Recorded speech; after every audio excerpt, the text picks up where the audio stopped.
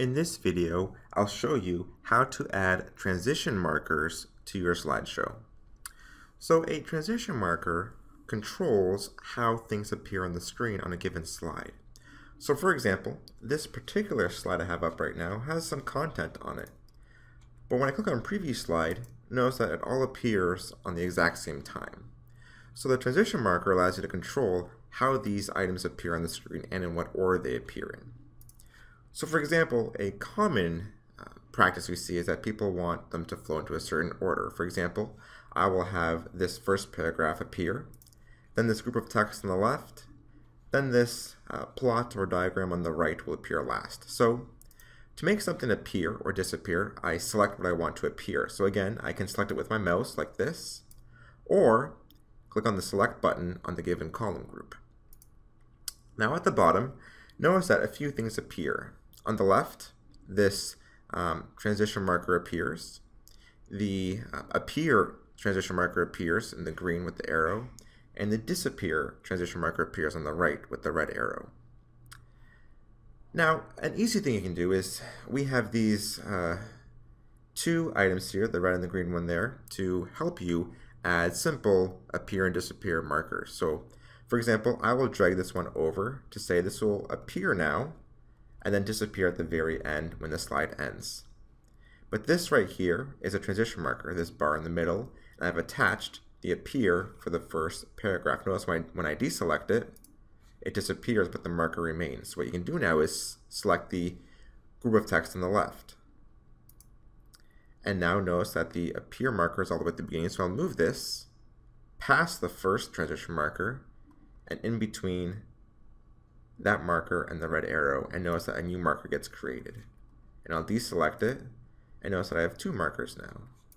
I'll do the same for this diagram. I'll select the whole thing and move this one in between the marker and the end. So now, when I select each particular part, notice that the below markers correspond accordingly. The first paragraph, the green, will appear on the first marker, disappear at the end.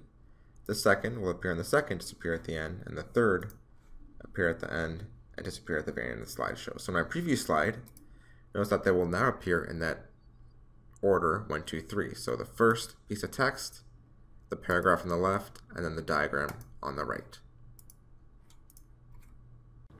Now there may be some instances where you want elements not only to appear, but also to disappear with transition markers. So for example, let's say that in this example we have this text appearing first, followed by this text and this text. But let's say when the second paragraph of text on the left appears, we want the first top text to disappear at the same time. Well, to do that, you select the text that you want to disappear, and you'll notice that in the bar here below, we have it appearing at the first transition marker, but not disappearing to the very end.